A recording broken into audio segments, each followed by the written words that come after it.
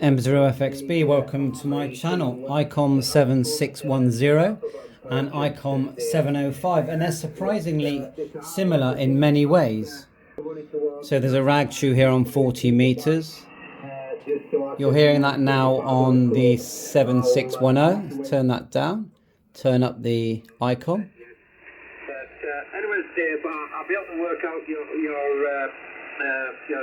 work over in square. Now they are different antennas, similar.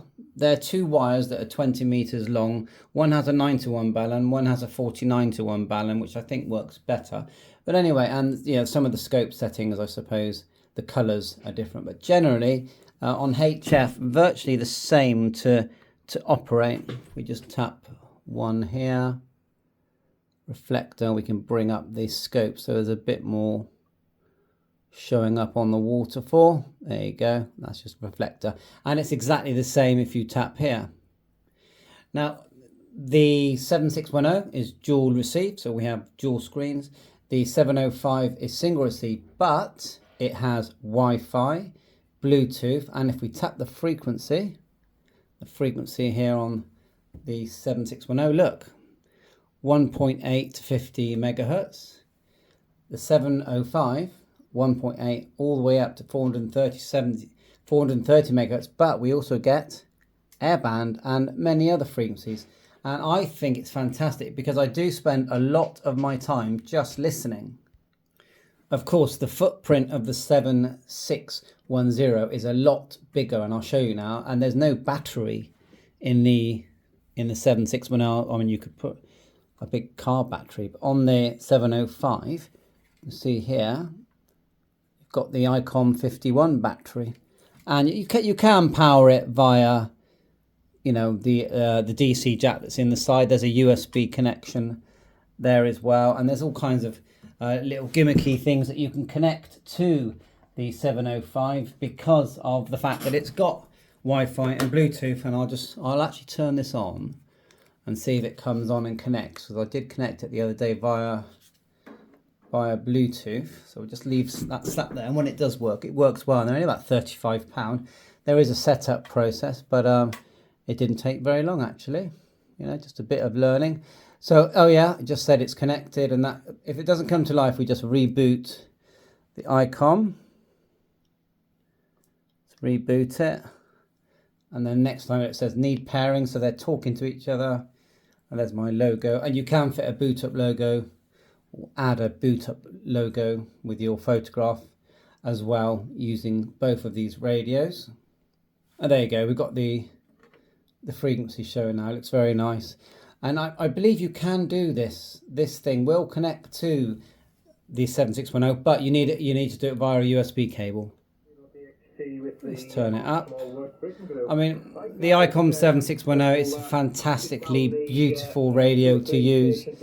The 705 is equally beautiful. It's just that it's only 10 watts, but I can hold down the DR button, which is just here, DR, hold that down, and I can go into DR mode. I'll hold it for long enough, and I can listen to my D-Star hotspot. So I'm on digital, or I can go VHF, UHF, have a chat on my 2 meter repeater, 70 centimeter repeater. I can tap here, look, tap a bit higher, and when there's a lock, there is a lock, so I do use a GPS booster. I'll see if I can show it you. There it is there, and it actually really works well. It only costs £10. It connects to your GPS antenna via SMA, and it actually came with a GPS antenna, so it worked really well. All of my radios, GPS wise, have come to life because of this little booster. So if I back out, I mean, they are about £1,400 now, because they do so much. You can see the little Bluetooth there, and it's connecting to the Bluetooth here. Okay, let's move on to the 7610. Pure joy to use, of course. It has a built-in antenna tuner. There's no tuner in the 705, but you can buy a budget tuner these days for about £50 that works very well. And the conditions aren't amazing at the moment, but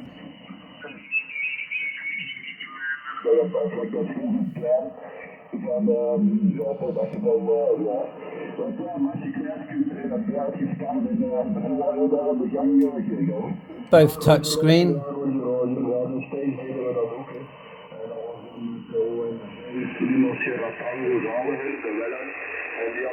It's the 705. Working great. Now with the 7610, you get that lovely meter. Dual watch. They both do split mode. They'll both access a 6 meter repeater. I did that earlier. Go quick. Go into memory mode. There's our 6 meter repeater and it actually works. Back to VFO mode. Your quick menu on both of these. Different selections. Now to select the band, you've got your dedicated buttons here. The filters. There's your filter. On this, you know, to select the band, you tap the screen.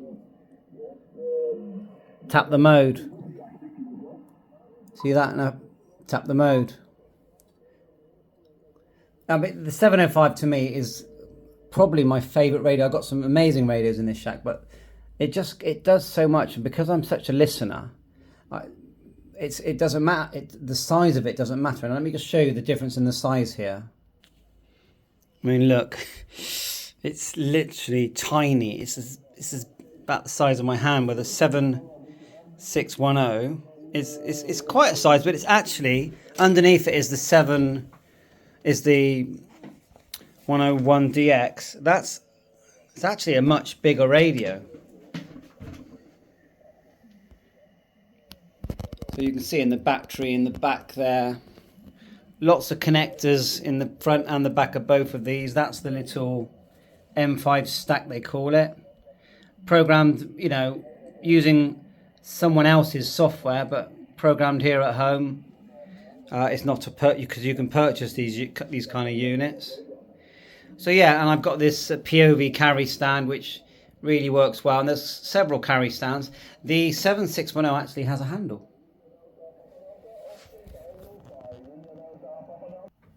They both have the same filter system. If you look, you just tap the screen of the, look, see that? I think you can hold your finger on it and it all comes up. There you go.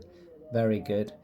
Noise reduction, noise blanket. You've got instant buttons on this device. You've got your buttons down here. So 2 antenna selections. You've only got one on the 705. Preamp is on. I'm not really sure why I put that on. Attenuation, IP, mid. And it will do tone when you're in FM. Tone will come up. The 705 actually has a shift, a repeater shift. You can do it. You can use split mode if you like. I'm trying to remember where that would be. Menu. Lots of menus here. 2. You can see that DV gateway. That's D star.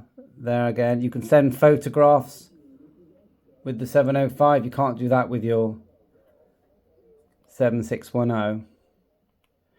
They both have the sort of oscilloscope. Let's get that going.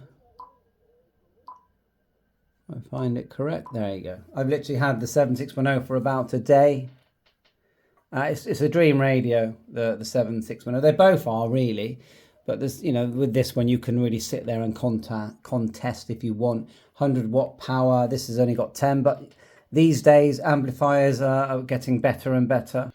I've just bought the USB-C charging connector, but it's not just a charging connector. It allows improved connectivity for an amplifier. Okay, playing around here. Hold it down, you get your scope. Antenna 1 and 2.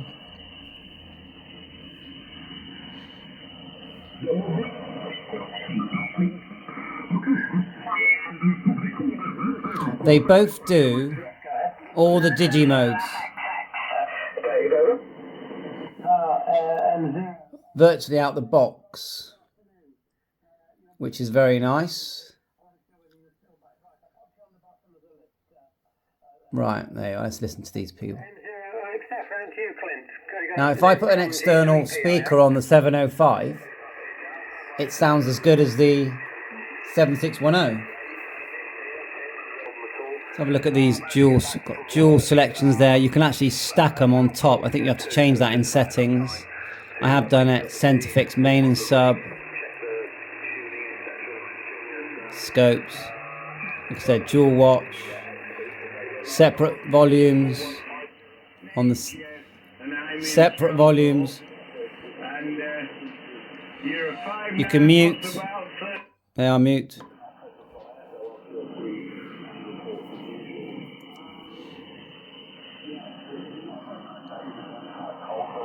Not very loud, really. Why is that? I'm not sure why that's not loud. It's going to be something that I've done wrong. Meters, noise blanket, RIT. Very stiff RIT button, but it works. The VFO knob just is beautiful. It spins. But as is the 705 one, it's like a smaller version of it. I mean, the 7610 is better. Noise blanker, noise reduction, multi-menu. And the 705 has got this new thing where they call it monitor mode, where you can actually link via the internet to a repeater. If the repeater is enabled to do that, you can do it, and it works.